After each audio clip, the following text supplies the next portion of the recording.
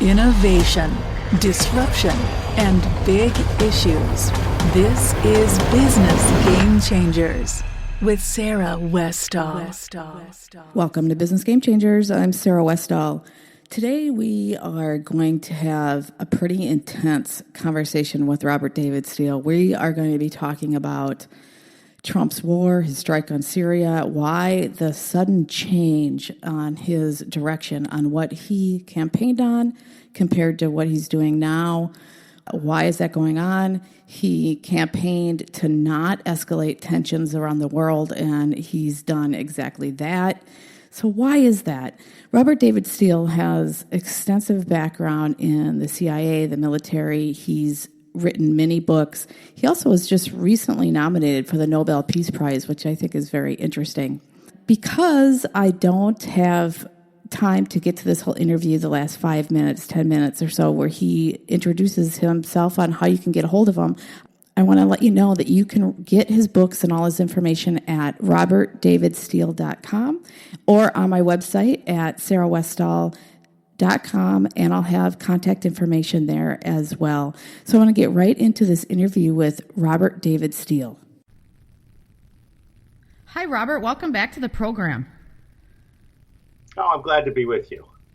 There is so much going on, and I wanted to talk to you about, I wanted your opinion on all the things that are going on lately. Let's start with this. Trump campaigned with an agenda to refrain from war, in particular with Syria and, other places as well. We've had war just constant. He also vowed to put an end to ISIS, which there has been some developments lately in Afghanistan with this huge bomb they just had in Afghanistan. But why has there been a change of direction with the latest strike in Syria? Well, first off, the gas event in Syria was a false flag.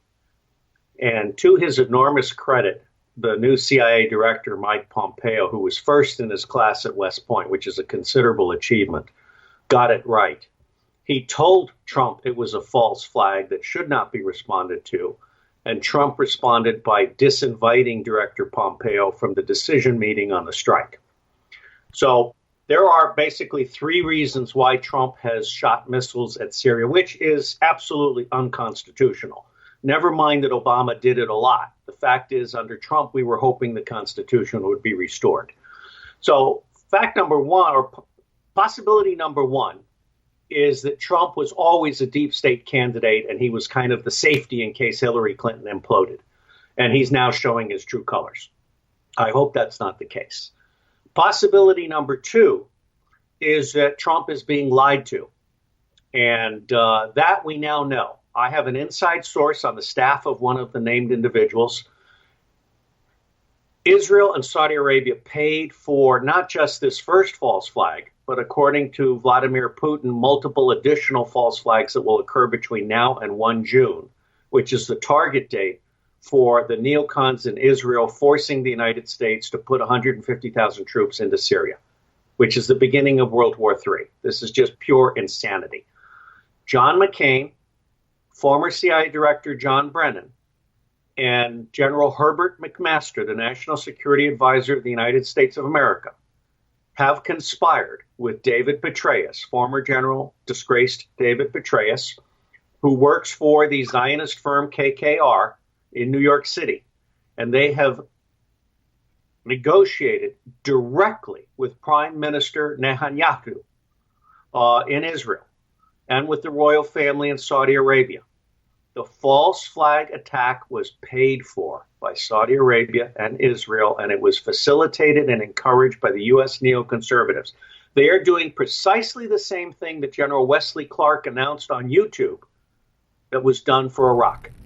Well, so the Syria was, before this whole civil war and before everything that was going on, it was a peaceful, prosperous nation with people living side by side.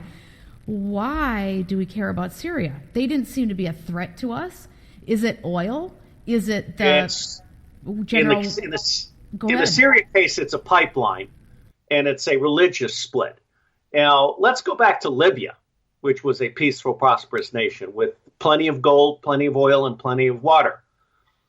Hillary Clinton sold Libya to the French. the French made donations to the Clinton Foundation, and Clinton sold Libya to the French. What the French wanted was a better deal on oil prices that Libya wasn't willing to give them.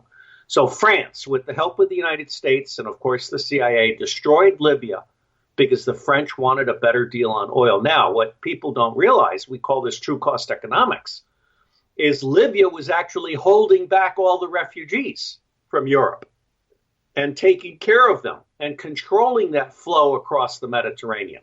So when we destroyed Libya, we not only started the process of creating ISIS, combining various remnants, including the Sunni officers that were brutally disenfranchised when idiot, whatever his name was, Paul Bremer, closed the Iraqi army. And so we shut down the one safety valve that we had between North Africa and Europe. Libya was a very important safety valve. In the case of Syria, what you have is a regime that has been friendly to Russia and Iran since time immemorial. This is a long-term thing. A while ago, a water war started in Syria as an internal civil war over water. And instead of doing the strategically intelligent thing, which is moving solar energy and water desalination capabilities into the region, which we should also have done in Somalia and Yemen, we basically saw an opportunity to allow Syria to deteriorate to the point that we could do a regime change. The United States of America has no business doing regime change operations. And Donald Trump is breaking his promises to every American by doing what he has done. Now, the third possibility on the missile attack is that Donald Trump is an extraordinarily clever player who is in 3D chess mode when the rest of us are in checkers. There are every indication that this missile attack was prearranged with Russia and Syria, with Assad and Putin. The airbase that was struck was abandoned. Well, All so if 39, yes, abandoned by prearrangement, Sarah. Abandoned by prearrangement, okay? And, of course, the runway was left completely intact. Now, the Secretary of Defense, Jim Mattis, has recently lied to the public and said that all of the missiles hit the target. Jim Mattis is a liar. All of the missiles did not hit the target. In fact, only 39% of the missiles hit the target, which if I were president or Secretary of Defense, the next time Raytheon goes to sell me anything, I'm going to say, well, we'll pay 39% of list price because that's your proven track record. Well, it sounds like obviously there was either a problem with the attack, incompetence, or there was something else going on, like what you're talking about. The missiles didn't work. The other possibility is that some of the missiles were turned around in flight or destroyed in flight by passive Russian electromagnetic defenses. Russia has two kinds of defenses against cruise missiles, and the Syrians have the Russian proxy weapons. Kind number one is shoot the other missile down with a missile. Kind number two is an electromagnetic hack, which basically makes the missile stupid and turns it around and disorients it and causes it to explode. So one is active, the other one is passive. I'm not sure what's going on other than this. Number one, Donald Trump is lying to the public about the fact that the sarin gas attack was a false flag attack. An MIT professor has just done an absolutely, utterly superb job of tearing apart the so-called DOD brief on how this was an attack by Assad. This was not an attack by Assad, and I just have a tip of the hat to this MIT professor. Let's see what his name is, Theodore Postol, and this has just been published by UNS. Just like I tore John Brennan apart on Russians hacking the election, which was a lie, Professor Postol has torn the White House and the Department of Defense apart on this was a gas attack by Saddam. It was not. The White House is lying to the public. The Secretary of Defense is lying to the public. And so also is the Secretary of State lying to the public. Rex Tillerson is saying... So what would be the point? What would be the point of that, though? I mean, what other than maybe him playing chess and we're all playing checkers and he has a bigger agenda going on? Other than that, why would we be doing this? The only two, the three reasons I can think of is Donald Trump has been bribed by Lynn Rothschild, and he's now the Rothschild bitch. Okay? I'm sorry, but this is really ugly. And during the election, a number of very senior intelligence analysts who were looking for the hidden planet explanation for why Trump kept self-destructing every time he was starting to pull ahead of Hillary Clinton came to the conclusion that he can be bought by the Rothschilds for $20 billion. His actual net worth right now is roughly $2 billion. His gross worth is $5 billion, but he owes $3 billion. Okay? So he's small potatoes in the big billionaire world. Donald Trump, I humbly submit, can be bought. And it's possible that he was bought to do this because Goldman Sachs made some bad bets on oil futures. Oil is at around $51 a barrel. Goldman Sachs bet on oil being high toward 200. The easiest way for Goldman Sachs to basically cover its bets is to start a war in the Middle East. This is, of course, consistent with Israel's long-running plan to balkanize the Middle East and to take out Syria. They have wanted Syria gone for a long time. They have been planning the death of Syria since the 1980s. All right. Now, Donald Trump could also have done this, if he's being clever, to silence the neoconservatives, silence the media, buy himself some breathing room, and at the same time test all of his advisors on whether they were telling the truth or not and where they fall on this spectrum of America first or Israel first. Right now, the alt-right is about to abandon Donald Trump. And if the alt-right abandons Donald Trump, he's gone. There is nothing he can do. In fact, he would not only be impeached by the Democrats, he would be impeached by the Democrats combined with the Tea Party patriots. Okay? I mean, this is really serious, sick stuff. I think people are upset with him doing this war and escalating the war in Syria. People on all sides, people don't want this, and they don't agree Trump with has what united the tribes. Yeah, He's agreeing with the right. Yeah, it's crazy. But you brought up General Wesley Clark, and I want to come back to that because he famously discussed that the U.S. would attack 7 countries in 5 years. Okay, yes. Syria was on that list. Libya was on that list. They've been systematically attacking all these things. Is this part of that grand strategy, and why is that? Is it related to resources or the central banking issue? Because those countries don't have central banks either. That's or they true. didn't. That's an extraordinarily interesting and useful observation. Syria is about Israel first. It's about Saudi Arabia wanting a pipeline to the sea. Hillary Clinton sold Yemen and Syria to Saudi Arabia for tens of millions of dollars to the Clinton Foundation, and I personally speculate $1 billion into an offshore account. Okay? I mean, Hillary Clinton has not been properly, the Clintons, including Chelsea, who is indictable as well, have not been properly investigated. And Charles Ortel has done a phenomenal job of financial forensics on the Clinton Foundation and demonstrated beyond a shadow of the doubt that the Clinton Foundation is the world's biggest charity fraud, bar none, okay, in cahoots with the Bush family. Syria has been a target for the neocons, and I credit Peter Dale Scott with writing the original book on the deep state. The deep state is not just unelected officials in Washington. They are the best of the servant class.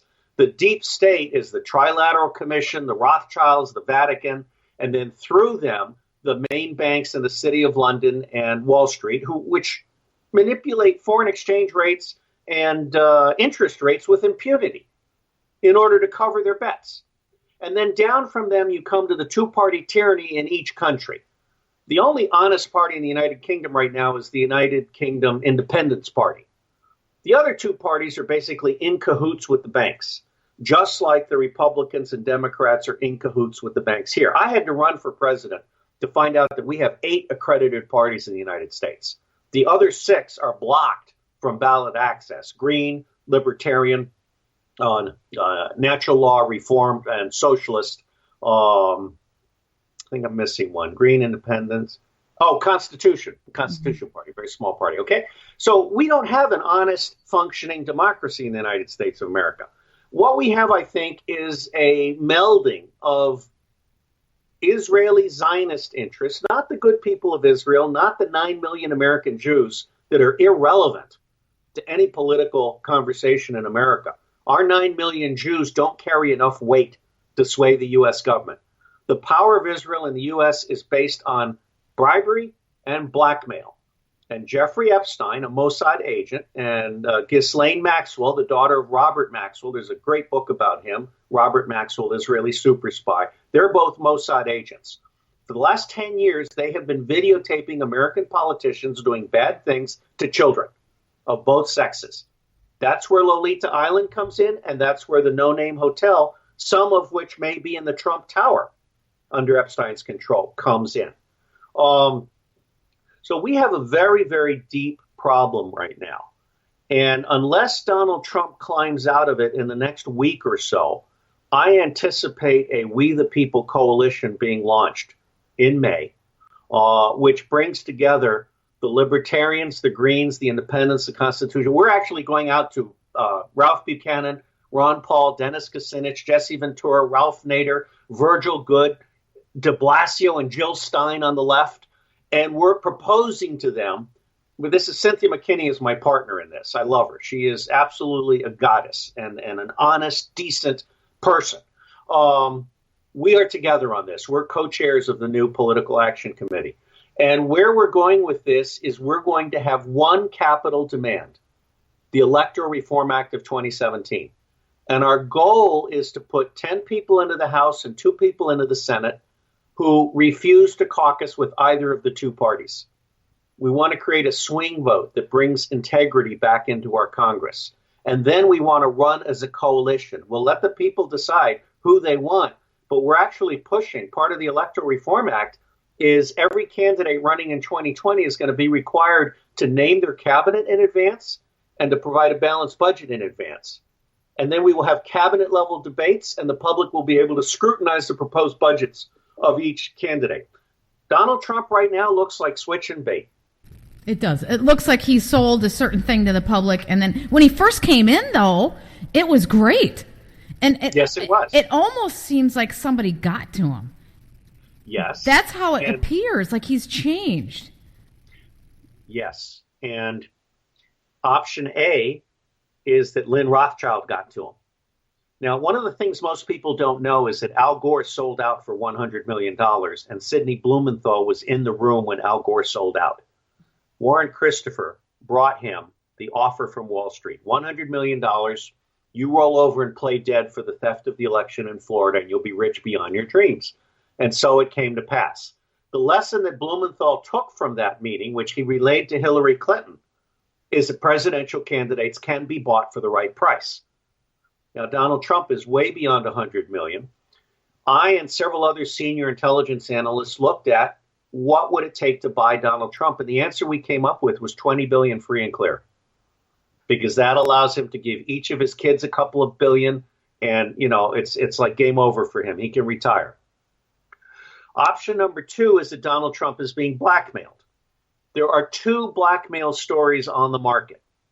Blackmail story number 1, which I'm inclined to not believe, is that Donald Trump is on video raping and then killing a little girl named Mary. And the name Mary is very explicitly being used in this circle of threat to Donald Trump.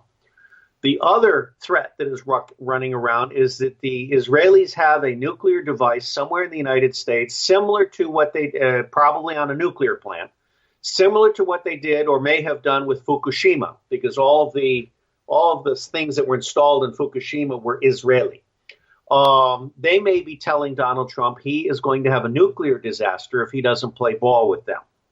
And then third and last, you have the fact that Donald Trump is being lied to. He's being lied to by Jared Kushner. He's being lied to by McMaster. The only guy not lying to Donald Trump is Steve Bannon. And Trump just gave Bannon a public spanking. So I'm really, really concerned. Now, I really have to say that the guy that comes out of this shining like a bright light, in addition to Steve Bannon, is Mike Pompeo. I really am so proud of him, because I've been heartbroken over CIA. And I tell you very candidly, I want to close down the rest of the intelligence community, cut CIA in half, and then build it back up again, only with the Directorate of Signals Intelligence, a Directorate of Imagery Intelligence, an open source agency, a national processing center. the country needs CIA. But Joe Biden is full of crap when he says that our intelligence community is a crown jewel. It's not. It's a large cow pie with a few gold flakes. And so I'm one of the guys that knows where those gold flakes are. William Binney from NSA is another. So Pompeo, God bless him. He did it right. And I'm so proud of him. Donald Trump right now is doing it wrong. I don't know what the explanation is. I have spoken with a number of alt-right people. I've spoken with Cynthia McKinney. Our bottom line is he has until the 1st of May to get a grip. After the 1st of May, I believe this country will say, thank you, Trump, but we're going to have Trumpism without Trump. We're going to have the movement without the man. Well, and Justin Raimondo. Don't you think we need what you guys are talking about anyways? I mean, we really need to bring integrity back into the process, because whether you have Trump or not, he's just one person. We need a whole system that has integrity. I will go to my grave blessing Donald. Oh, it stopped. Okay. So you'll repeat that. You'll go to your grave. It's blessing Donald Trump for opening the door. Okay? Because until Donald Trump came about, I was being silenced and marginalized. For 30 years, the intelligence community and the political community and the financial community have chosen to ignore my cries for integrity.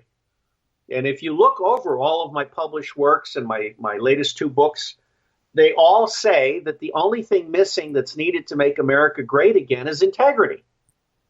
Now, I thought Donald Trump was potentially going to allow us to have integrity again. What I see now is that, and Justin Raimondo really does a good job of this, Donald Trump doesn't understand that we elected the idea, not the man. We elected the concept of burying the deep state, not the man with the bouffant haircut. Okay? And so I also am very conscious of the fact, because I'm one of the guys that supported Trump since July of 2015. I wrote the original article in Counterpunch, Countercoup, How Donald Trump Can Win. I've written the 10-piece Trump Revolution series on Amazon Kindle, and every one of those titles is free online if you look for the title.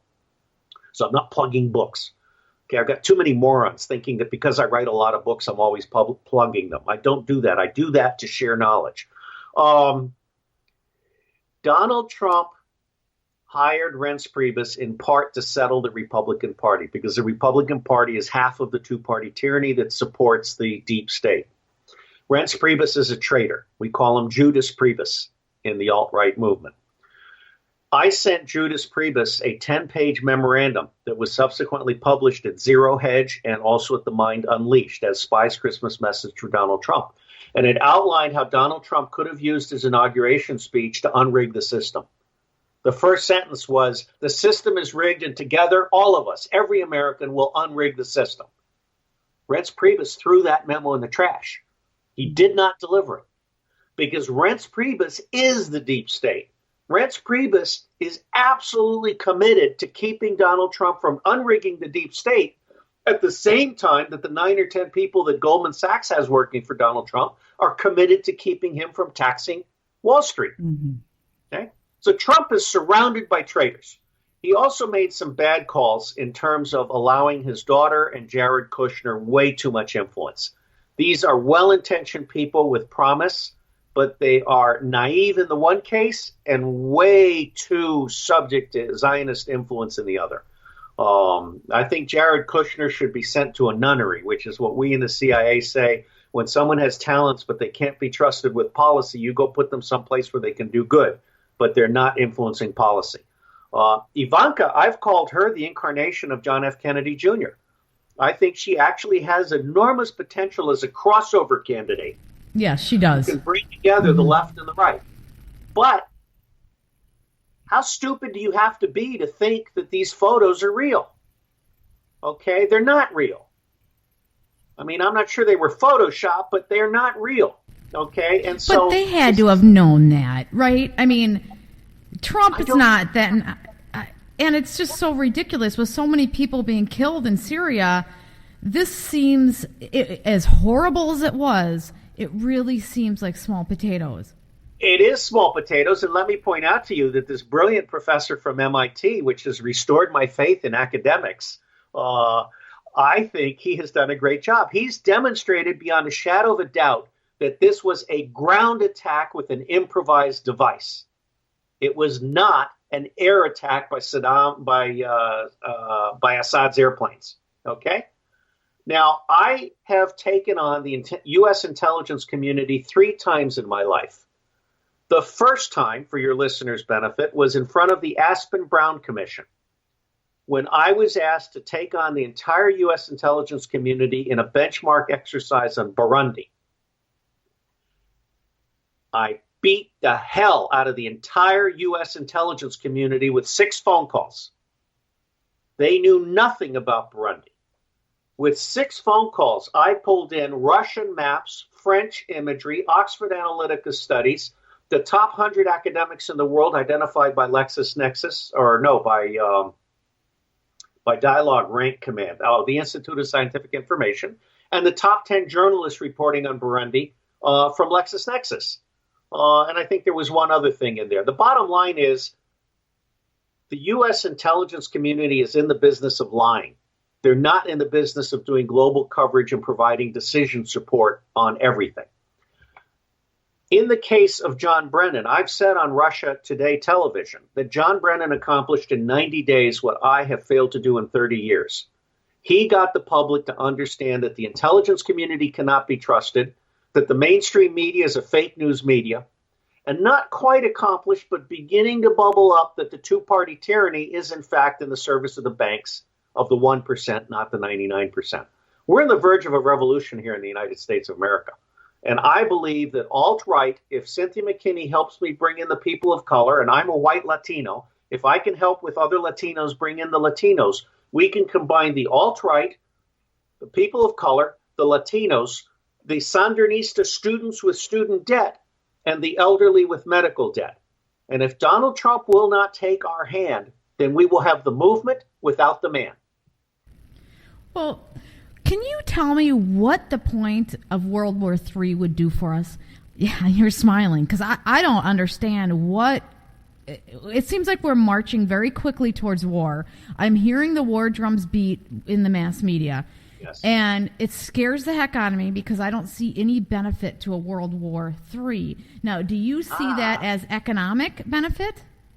See, the problem that you're having is the problem that most people have. They think that wars are started for or against. It's not about us. Okay, World War I, World War II, the Civil War, the Mexican War. All of these wars are bankers' wars. Now, General Smedley Butler, the most decorated Marine in history at the time, and this is a book that General Mattis has probably read, but he needs to read it again. General Smedley Butler wrote a book called War is a Racket. And in that book, he said very specifically that the way this works is banks make bad loans, like to the Dominican Republic or to Haiti or whatever. Or you have a situation like the Congo, where a decent president with integrity comes in and nationalizes the mines and tells all of the foreign companies trying to bribe him that he's not going to sell out the Congolese inheritance. I'm reading now David Talbot's excellent book, The Devil's Chessboard, and I just read last night the page where President Ike Eisenhower was starting to go senile and personally authorized the execution of the president of the Congo because he thought the guy was a communist because he had been lied to. Okay? Donald Trump's problem is he's out of touch with reality. He doesn't have people giving him decent information, and he is smart, but he's overconfident in his smartness because you're only as smart as your sources, your processing, and your red team. Well, you need people around you that gives you good information. If you don't have the good information, you're in trouble. You also need people around you that will say no. Mm-hmm. That will say, Mr. President, get your head out of your ass. This is not the way it is. He doesn't have that person. Steve Bannon was that person, but Donald Trump couldn't take the heat. That's not good. You need somebody who's going to give you that pushback and tell you that you need to. Yes. Okay, yes. Now, if this is a bankers' wars, which they all are, then is this to get out of the financial issues we're having? Because we are very weak financially. Mathematically, it's going to come to an end at some point if we don't turn things around. Other countries are really fragile as well. So, the European Union is very fragile. Now, would World War III be an attempt to deal with those issues? World War III would be an attempt to kick the can down the road. Now, let me explain that we're not in as bad a financial situation as you might think if Donald Trump were able to follow the many suggestions that have been made to him. One of them has been a debt jubilee. The banks have already gotten their principal back. They're just sucking blood from the stone with interest. Okay? And a very smart person, one of my gifts is to attract ideas from smart people. And a very smart person, so this is not my idea. A very smart person came to me and said, what if Donald Trump created a website, Debt Be Gone, and every American that owes money appoints Donald Trump as their personal agent for renegotiation? Oh, great. I lost you. American, okay. Including the students and the elderly and the families and small businesses signed up. That would give Donald Trump $3 trillion of debt renegotiation power. Now imagine Donald Trump going to Wall Street and says, boys, you're going to cut the debt in half, or I'm going to declare a debt jubilee, and every American gets a presidential pardon. How do you like them apples? It would work. Yes, it would work. Now, does Donald Trump have the brains and the balls to do this? The jury's still out. Well, the people would love him if he did that, although... Yes, they would. Let's Sarah, please say that again. The people would love him if he'd do that, although there would be a very, very concerted effort to in the media to talk about how stupid that is and how we would be influencing people to be not responsible. Yes. And one of the reasons why my memorandum to the president has been read by over 2 million people, there's actually 2 memorandums. Each one has been read 1 million times. I put together a bunch of ideas that come together, okay? The Electoral Reform Act is how Trump neutralizes George Soros and the Clintons and Obama, who are in an active state of sedition. Loretta Lynch is on television saying she wants blood in the streets. She is inciting people to riot, which is a crime. And I've pointed out that George Soros is getting ready for a violent American spring in which we have Berkeley times 1,000. And I've pointed out that the governors and mayors are not Donald Trump's friends. They're part of the deep state. Okay? So an Electoral Reform Act plus Debt Be Gone plus a Trump channel. Now, there's altgov.com and there's pollmole.vote. Vote is a new appendage for me. I didn't know that existed. So POLLMOLE, pollmole.vote. These two guys are talking, and I'm helping them. We've got it set up now so that we can bury Google, Facebook, and Twitter, and we can have our own system that American citizens opt into that is free, of course, and also that has blockchain encryption and cannot be censored. We have a Google Gestapo racketeering conspiracy going on right now, where everyone in favor of Donald Trump is losing ad revenue and is being repressed. With our system, Trump could do a Trumpette out to the public and get back 150 million answers onto a single presidential screen, and then be able to drill down by congressional district, demographic, issue, and so forth. This would be the world's first interactive digital democratic platform. And I'm not impressed by CrowdWise or CrowdSwarm or whatever Peter Thiel just bought, okay? None of these people have a clue. What you actually have to have is something that integrates education on the issues, town hall conversations at all levels with vote up and crossovers and stuff like that, and finally, true cost economics. Most of the discussions in the United States of America take place without a single whit of knowledge about what it actually costs, what the true life cycle cost is. Okay? So, commercial intelligence. So we have a very dumbed down public. So answering your concern about the media, You know what? I no longer watch television. I now use my third screen as a backstop for my calendar. Okay, Fox News, 3 idiots in the morning, 5 at night. CNN, Chris Cuomo has deep issues from his childhood because his father was in Donald Trump's pocket. Okay, basically Donald Trump owned the Cuomo family. I mean, these are all conflicts of interest, but the fact is, none of the mainstream media channels, with the possible exception of Lou Dobbs and a couple of others, are serious. They're not offering the public what they need. So my construct is kind of a blending of education, intelligence, media, research. We need to create a smart nation and a world brain.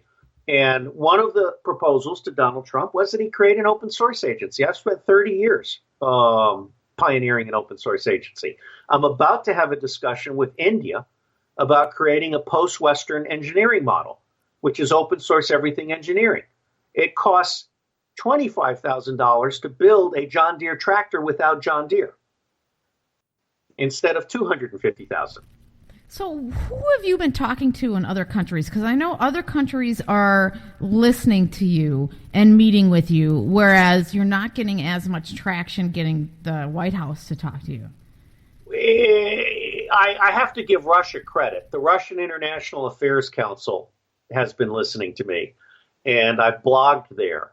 And in fact, Russia and India are coming up on their 70th anniversary, and there's a meeting between Putin and Modi.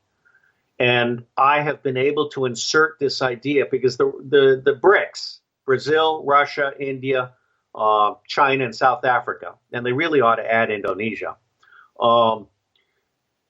The BRICS have an alternative economic model now. They have a new reserve currency. They have a new World Bank. They have a new World Development Center and so forth. They do not have an alternative engineering construct. So I've just published a blog in multiple places, but primarily at the Russian International Affairs Council on a post-Western economic engineering paradigm in which India becomes the center for creating an open source everything engineering alternative to all Western technologies that are now handicapped by financial and legal constraints. Okay. And the John Deere tractor is a really good one because John Deere, you pay $250,000 and you don't own the tractor. You don't own the software. They own the software. And if it breaks in the field, you have to get a very expensive trailer to take it to a very expensive repair facility where they do their magic, which they own, and then they give it back to you and they still own the tractor. An open source tractor, which Marcin Jakubowski has created from Open Source Ecology, an open source tractor costs 10%. It costs $25,000 instead of $250,000. And it is so simple, parts can be replaced in the field by the farmer themselves where the tractor is. Well, okay, this is huge. Don't you think it's like this on a lot of different fronts, especially like medicine?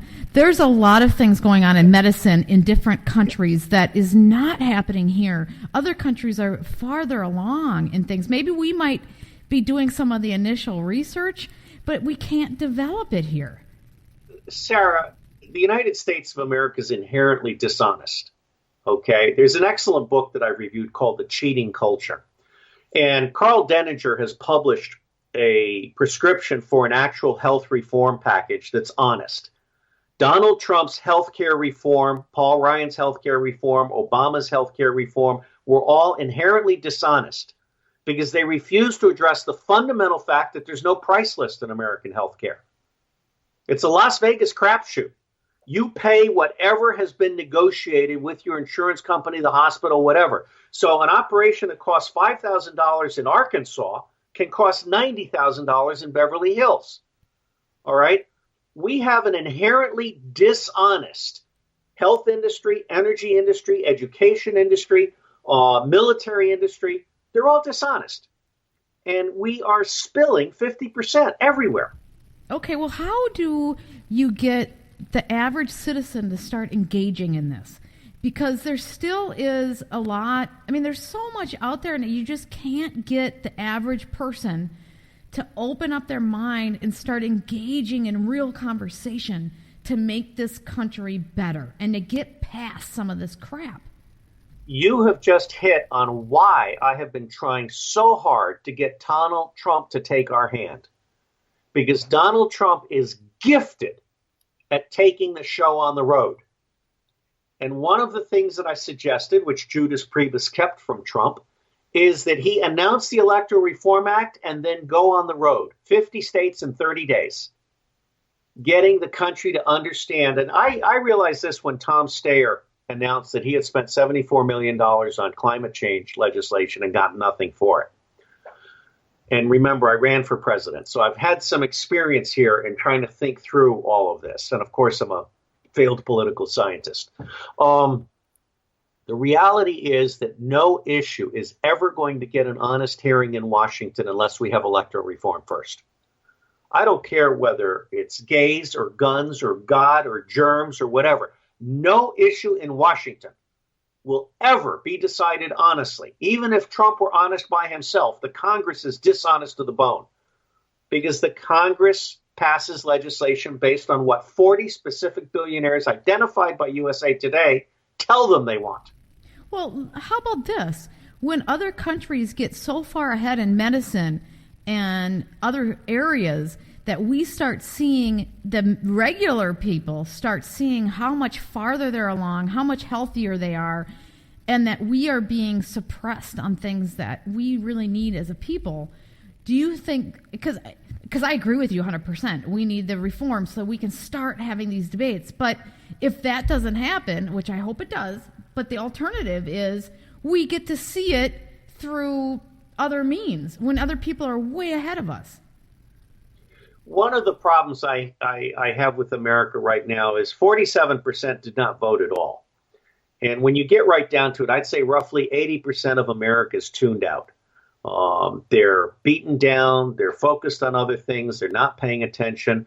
And one of the things that I had hoped Trump would do was energize democracy. And one of the problems that I think I have with Steve Bannon is that he is delusional in thinking that Trump won by a landslide and that as long as the Republican Party controls both houses, Trump can ignore the 73% that did not vote for him. That consists of the 26% that hate him, who voted for Hillary, and the 47% that did not vote at all. Sorry, that's one of my meetings. So I really cannot overstress the fact that I would like to see Donald Trump come to his senses, get a grip on his integrity, and reconnect with the American people, not just the alt-right that he's betrayed. The alt-right is very angry at Donald Trump right now. He's our president. He is our legitimately elected president. But I'm sorry to say right now he has his head way up his ass, and he's not talking to the rest of America. And so my prayer for him is that he will get serious fast. If he does not, the Political Action Committee, We the People, will be launched on the 1st of May with Cynthia McKinney and myself as the co-chair. And we will reach out to every other representative, from Virgil Goode to Jill Stein to Ralph Nader to Patrick Buchanan, Ron Paul, Dennis Kucinich, Bill de Blasio. I know all of these people, okay? We're going to try and create a coalition with one united goal: to restore integrity to the government of the United States. Which would be nice. Well, let me ask you this. It seems that every president that runs lately, Obama did this, I'm not sure if Bush ran on this, but Clinton did, and Trump did, on reducing the amount of wars and fighting and being a different type of, president. Obama came in and he escalated. Trump looks like he's escalating. Clinton, we know he did. So what happens to them? Now, they either lie to the public just to get in, or something happens once they're in. I think something happened to him. Let me tell you a true story that I regret that I forget the source. Jimmy Carter did not realize that he was basically a hand-picked deep state president. And when he was elected, he really thought he had been elected to be president. And between Election Day and Inauguration Day, he created a list of cabinet members that he wanted. And this was like best in class, best in the world, really true people. Then a Rockefeller representative came down and looked at the list and says, no, you're not going to do this. This is your cabinet, and handed him the list. And I'm told Jimmy Carter cried his heart out that day. Okay. Donald Trump is the first president since John F. Kennedy that could arguably be said to not be a deep state president. However, he's very rapidly turning into a deep state president. Whether it's bribery or blackmail or lies, I'm not sure. What I am sure is that Donald Trump is not talking to me, Cynthia McKinney, Dennis Kucinich, Ron Paul, Patrick Buchanan, and all the others who want to help him, but are being shut out. It seems so odd that it makes you feel like he was lying, right? And that he goes in there and then switches. So I'm hoping, I want to be optimistic, that he is either being lied to, or I don't want to think he was blackmailed. That's terrible. The best option is he's being lied to, and he just needs to get better direction and start paying attention to other people. But the alternatives are really bad. That's the only good alternative, which isn't really a good alternative. Let's look on the positive side. You know, I'm a student of revolution. I did my first graduate thesis at Lehigh University in Bethlehem, Pennsylvania, on the subject of predicting revolution. And one of the things that you find is that revolutions happen when three general conditions come together. The first is concentrated wealth and a loss of faith in the government. These are the two big ones. The second is law enforcement decides to no longer support the elite. And Chris Hedges has written very well about that, and I think Wages of Rebellion or something like that. The third is when the public has seen the light and seen the possibility, and it's taken away from them. Donald Trump, to his eternal, everlasting credit, I will go to my grave thanking Donald Trump and Steve Brennan, for what they have done for America. Steve Brennan single-handedly destroyed the reputation of the U.S. intelligence community such that I might have a chance to rebuild it. That's a good thing. And Donald Trump single-handedly brought forward, with a little help from me and some others, the idea that the deep state could be defeated by integrity. Now, if Donald Trump lets us down, we'll go forward with the movement and not the man. But I really have to emphasize, he's a legitimate sitting president. This would work better if he would get a grip and take our hand. He could be, and I know he cares about this more than money, I would hope, he could be, in the long run, the best president that ever came, that we ever had, if he can restore integrity to the United States. You need to take that tiny little clip out and tweet it to @RealDonaldTrump. I think you'll like it. It's true, and it's more important than money. Who cares? I have been saying for months that Donald Trump could be the greatest president in modern American history. All of his campaign gut instincts, pull out of NATO, stop supporting the United Nations. And by the way, the United Nations basically is a massive bureaucracy of thieves, and it doesn't actually deliver money to the village level. You can take 20% of the money that the United Nations spends and deliver it to the village level in electronic banking form, which is Ashraf Ghani's big idea from Afghanistan, together with Claire Lockhart. Their book, Fixing Failed States, is a very good book. All of his instincts were good in the campaign. And everything he said, including the president's daily brief, is crap and not worth his time. He's right. Now, all of a sudden, as you say, Sarah, he's changed. Whether he's been blackmailed or he's under mind control, which CIA has taken that to a whole new level, but it's also out of the bag. It's not just CIA. Yale sells it to everybody. So Soros and Blackwater and all these other bad people have it. There are many different ways in which Donald Trump could have been flipped. I don't know what happened. The last possibility is that he's being really clever and he's going to have a Wednesday night massacre, or a Thursday night massacre, or a massacre this weekend. If he gets rid of McMaster and he moves Jared and Ivanka out of the White House, he restores Steve Bannon and he brings in Cynthia McKinney and a couple of others, my faith is at least restored for the summer. If he does not do that, my personal opinion is that Donald Trump is a lame duck.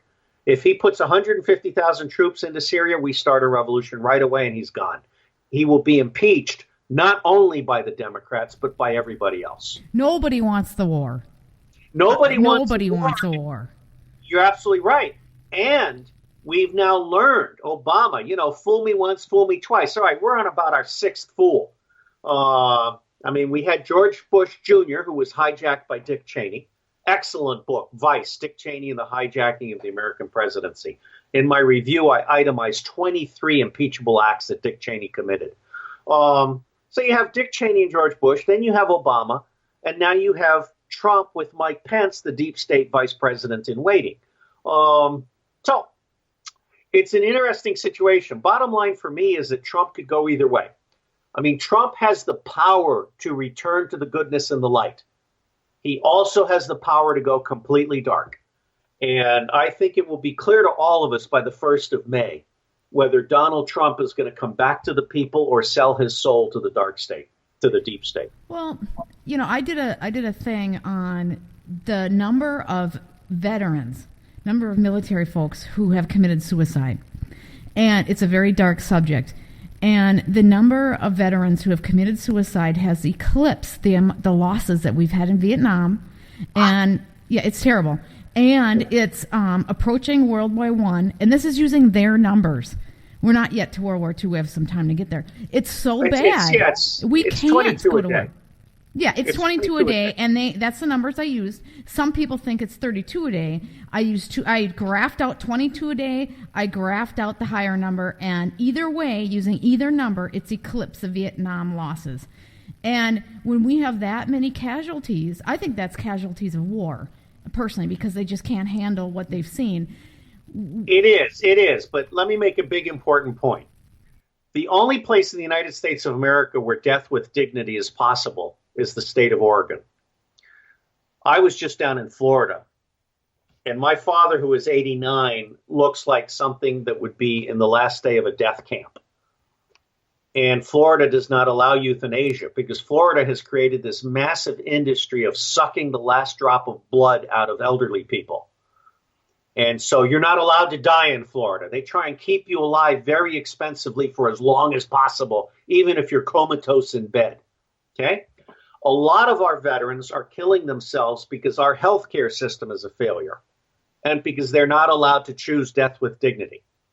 And because veterans have a pair of balls on them, including the women, they know how to kill themselves.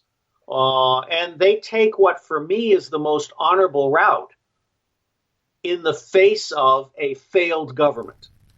But that's still injury. That's still injury from the battlefield that they can't live with. Yes, but I'm also telling you their suicides are in an indictment of the U.S. government. Yes, it is. Yes. We're in agreement. It's a very dark subject. But my point is it's just another point that we're too far into this and that we can't handle another World War. I don't think we could handle World War III as a people. We can't handle another Iraq. Okay, Dick Cheney took us to war on the basis of 935 lies. And let me just point out that George Tenet, who I used to know, he was my peer, prostituted the office of the Director of Central Intelligence. And Colin Powell, who is still, in my estimation, one of our finest generals, sacrificed his integrity. Colin Powell and George Tenet supported Dick Cheney's telling 935 lies. They knew they were lies. And took us with $5 trillion. I could have given every one of the 5 billion people on the planet a warm, dry house with electricity and clean water and free internet. Okay? It was a banker's war. It was a Halliburton war. And I am really surprised that we're not on the Eastern Shore burning down Dick Cheney's house and hanging him by his toenails until he dies. But see, that gets to my point that where will the average person start to engage in these conversations? Our talk here is so important, but we need people all over the country engaging in this and engaging in ethics, engaging in struggling on how to think about things. I agree. And there are two people that have the right idea, along with Cynthia McKinney and myself. One is Del Spurlock. He's a man of color, former Deputy Secretary of Labor for Ronald Reagan. He and I are having breakfast tomorrow, or Saturday. And Del has been thinking about civics. We're not teaching civics anymore. One of the things the Universal Draft did was inculcate a sense of civics among all our citizens. And I want to restore the Universal Draft. I want to bring our Army home. I want to close all 1,000 of our bases overseas.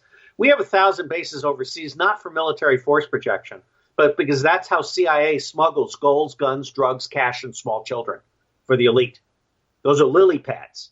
Okay, closing those bases will wipe out 50 to 60% of the pedophilia that we're supporting with refugees and orphans and stuff, kids being brought back and the whole bit. I've just been appointed a commissioner on an international commission. It's a Hollywood type of commission rather than a legal commission. But we are going to publicize the fact that children are not only being trafficked, they're being exploited to include killing them for their bone marrow. Okay? I cannot, I'm an old spy. I mean, I know stuff. And the dark side is dark. And sadly, the FBI is a theatrical agency. They're not actually there to stop crime. They're there to pretend to stop crime or to create terrorists that they then arrest so that they can look like they're stopping terrorism. Okay, we have a dysfunctional society, a dysfunctional economy, a dysfunctional government, and a dysfunctional media. I wrote a piece in election 2008, Lipstick on the Pig.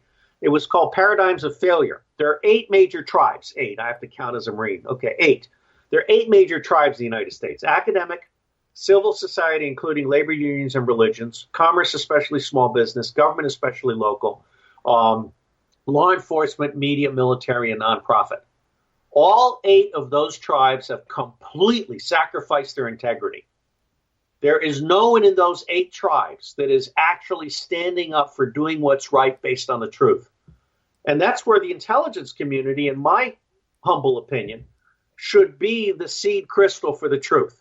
The intelligence community should be the arbiter of truth, but only if you can trust it. We can't trust it. Well, I think there should be other, some of these other pillars should stand up for truth. But I think that people don't want to hear it. They don't want to participate in it. They don't want to hear it. The dark is hard to hear. Let's be honest here. It's hard to hear about some of this dark stuff. I've been covering some of it. It's hard. It's not just hard because the dark stuff is in the service of the elite. I use the hashtag Google Gestapo. Hashtag Google Gestapo. Eric Schmidt is leading a campaign to bury Pizzagate. Pizzagate scared the crap out of the elite. And I am sensing that WikiLeaks' next big leak is going to be about Republican pedophilia. Now, if we don't have an Electoral Reform Act and the Democrats can take back the House, whether by theft or just opposition to Trump, if you have a Republican pedophilia meltdown and four senators resign, commit suicide, or go to jail, the Senate will flip. And that means that in 2019, Donald Trump will be impeached by the House and convicted by the Senate, and Mike Pence will become president. I'm not laughing because it's funny. It's really crazy times. We wouldn't be talking about stuff like this 20 years ago to this degree. It just, maybe you've been in the maybe it was always bad. But see, Sarah, what's interesting is I'm reading this book by Talbot. I can't recommend it highly enough, The Devil's Chessboard. CIA was created by Wall Street to create a secret lily pad inside the U.S. government from which to run the U.S. government. Now, there are over 7 CIAs. There's a Saudi CIA, an Israeli CIA. CIA is fragmented, and there are rogue elements all over CIA. But one of the things that's most interesting to me is that everything Donald Trump is experiencing today, Alan Dulles put into play against John F. Kennedy. The media as a complicit partner of a false narrative, assassinations. People are being killed. You guys aren't seeing it in the media, but people are being killed. There is a war going on between the deep state and Trump state. Who's being killed? Can you give us some examples? I'm not going to. People are being killed, okay?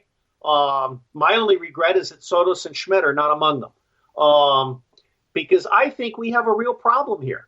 We have people inciting revolution in the United States for the sole purpose of looting the United States of America.